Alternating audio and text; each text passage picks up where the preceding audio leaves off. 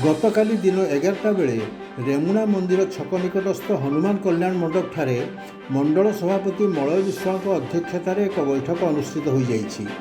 ଏଥିରେ ଜିଲ୍ଲା ସଭାପତି ଶ୍ରୀଯୁକ୍ତ ଉମାକାନ୍ତ ମହାପାତ୍ର, ରେମୁଣାର ପୂର୍ବତନ ବିଧାୟକ ଗୋବିନ୍ଦ ଚନ୍ଦ୍ର ଦାସ, ରାଜ୍ୟ କାର୍ଯ୍ୟକାରିଣୀ ସଦସ୍ୟା ଶୋଭନା ମହାନ୍ତି, ଜିଲ୍ଲା ସାଧାରଣ ସମ୍ପାଦକ ପରଶୁରାମ ପରିଡ଼ା, ଜିଲ୍ଲା ସମ୍ପାଦିକା ରେଣୁ ବିଶ୍ୱାଳ, କୃଷକ ମୋର୍ଚ୍ଚା ସଭାପତି କୈଳାସ ଚନ୍ଦ୍ର ବାରିକ, ଜିଲ୍ଲା ପରିଷଦ ସୀତାରାମ ପ୍ରଧାନ, ପଞ୍ଚାୟତ ସମିତି ଅଧ୍ୟକ୍ଷା ଶ୍ରୀମତୀ ମଞ୍ଜୁଳତା ଦାସ ଉପସ୍ଥିତ ଥିଲେ। ମଣ୍ଡଳର ସାଧାରଣ ସମ୍ପାଦକ କାହ୍ନୁଚରଣ ବେହେରା ରାଜନୈତିକ ଚିଠା ପ୍ରସ୍ତାବ ଆଗତ କରିଥିଲେ ଓ ଏହା ସର୍ବମତରେ ପାରିତ ହୋଇଥିଲା। ରାଜନୈତିକ ଚିଠା ପ୍ରସ୍ତାବରେ ପୁଲିସ ପ୍ରଶାସନର ଅପାରଗତା, କୋଭିଡ୍ ଟିକାକରଣରେ ଅନିୟମିତତା, ବେଧଡ଼ ଗୋ ଚାଲାଣ ଇତ୍ୟାଦି ବିଷୟ ରହିଥିଲା। ଜିଲ୍ଲାରେ 8,000 ଭୂମିହୀନ ଚିହ୍ନଟ ହୋଇଥିବା ବେଳେ ମାତ୍ର 2,000 ଲୋକଙ୍କୁ ଏପର୍ଯ୍ୟନ୍ତ ଭୂମି ମିଳିଛି। ଆହୁରି 6,000 ଲୋକ ଏ ଜମି ପାଇବାରୁ ବଞ୍ଚିତ ଅଛନ୍ତି। ଫଳସ୍ୱରୂପ ସେମାନେ ପ୍ରଧାନମନ୍ତ୍ରୀ ଆବାସ ଯୋଜନାରୁ ବଞ୍ଚିତ ହେଉଛନ୍ତି। ରେମୁଣା ନିର୍ବାଚନ ମଣ୍ଡଳୀରେ ପ୍ରାୟତଃ ଜିଲ୍ଲାର ସମସ୍ତ କଳକାରଖାନା ଅବସ୍ଥିତ। ମାତ୍ର ବର୍ତ୍ତମାନ ବିର୍ଲା ଟାୟାର୍ସ, ବାଲେଶ୍ୱର ଆଲଏସ୍ ସମ୍ପୂର୍ଣ୍ଣ ବନ୍ଦ ହୋଇଯାଇଥିବା ବେଳେ ଇମାମି ପେପର ମିଲ୍ ଧକେଇ ଧକେଇ ଚାଲୁଛି। ଏସବୁର ଉଦ୍ଧାର ଦିଗରେ ରାଜ୍ୟ ସରକାର ସମ୍ପୂର୍ଣ୍ଣ ବିଫଳ। ଅନେକ କର୍ମଚାରୀ ସେମାନଙ୍କର ଚାକିରି ହରାଇ ଅତି ଦୟନୀୟ ଅବସ୍ଥାରେ କାଳାତିପାତ କରୁଛନ୍ତି। ଇଡ୍କୋ ରେମୁଣାରେ ଲ୍ୟାଣ୍ଡ ବ୍ୟାଙ୍କ କରିବା ପାଇଁ ଜମି ଅଧିଗ୍ରହଣ କରାଯାଇଛି।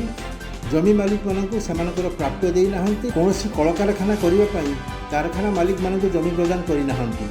ଜିଲ୍ଲା ସଭାପତି ତାଙ୍କ ଅଭିଭାଷଣରେ ମୁଖ୍ୟତଃ ପାର୍ଟିର ସଂଗଠନକୁ ମଜବୁତ କରି ଆଗାମୀ ପଞ୍ଚାୟତ ନିର୍ବାଚନରେ ପୂର୍ବ ଭଳି ଆମେ ପଞ୍ଚାୟତ ସମିତିକୁ ଦଖଲ କରିବୁ ଓ ସବୁଠାରୁ ଅଧିକ ସଂଖ୍ୟାରେ ସରପଞ୍ଚ, ସମିତି ସଭ୍ୟ ଓ ଜିଲ୍ଲା ପରିଷଦ ଜିତିବା ପାଇଁ କାର୍ଯ୍ୟକର୍ତ୍ତାମାନଙ୍କୁ ଗୁରୁମନ୍ତ୍ର ଦେଇଥିଲେ। ପୂର୍ବତନ ବିଧାୟକ ଗୋବିନ୍ଦ ଚନ୍ଦ୍ର ଦାସ ତାଙ୍କ ସମ୍ପୂର୍ଣ୍ଣ ସମୟ ଦେଇ ରେମୁଣା ନିର୍ବାଚନ ମଣ୍ଡଳୀର ସଂଗଠନକୁ ତୃଣମୂଳ ସ୍ତରରୁ ସୁଦୃଢ଼ କରିବା ଓ ପୁଣି ପଞ୍ଚାୟତ ସମିତିକୁ ଦଖଲ କରିବା ଉପରେ ଗୁରୁତ୍ୱ ପ୍ରଦାନ କରିଥିଲେ।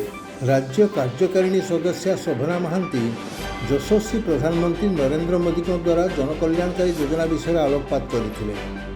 ସାଧାରଣ ସମ୍ପାଦକ ପରଶୁରାମ ପରିଡ଼ା ମଣ୍ଡଳର ସମସ୍ତ 9ଟି ପଞ୍ଚାୟତରେ ବୈଠକ ହେବା ଓ ୱାର୍ଡ କମିଟି ତିଆରି କରିବା ଉପରେ ଗୁରୁତ୍ୱ ଦେଇଥିଲେ ଓ ସବୁ ପଞ୍ଚାୟତର କେବେ ବୈଠକ ହେବ ତାର ତାରିଖ ସ୍ଥିର କରିଥିଲେ।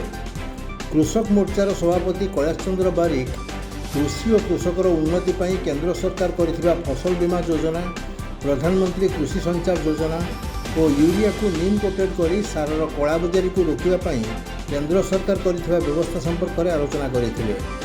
ମାତ୍ର ଆମ ରାଜ୍ୟ ସରକାର ଧାନର ଅଭାବୀ ବିକ୍ରିକୁ ରୋକିପାରୁନାହାନ୍ତି, ଯାହାଫଳରେ ଓଡ଼ିଶାର ଚାଷୀ ଆଜି ମଧ୍ୟ 1,000ରୁ 1,200 ଟଙ୍କାରେ ଧାନ ବିକିବାକୁ ବାଧ୍ୟ ହେଉଛନ୍ତି ବୋଲି ଅଭିଯୋଗ କରିଥିଲେ। ଓଡ଼ିଶାରେ ବିଜେଡ଼ି ସରକାର ଇଞ୍ଚେ ଜମିରେ ମଧ୍ୟ ଜଳସେଚନ କରିନାହାନ୍ତି ବୋଲି ସେ ଅଭିଯୋଗ କରିଥିଲେ। ମଣ୍ଡଳର ଉପସଭାପତି ତଥା ବିରୁଆ ପଞ୍ଚାୟତର ପୂର୍ବତନ ସରପଞ୍ଚ ସୁମନ୍ତ ଦାସ ଧନ୍ୟବାଦ ଅର୍ପଣ କରିଥିଲେ। ରେମୁଣା ବାଲେଶ୍ୱରରୁ ସୁରେଶ ଦାସଙ୍କ ରିପୋର୍ଟ, ଆମ ଟିଭି।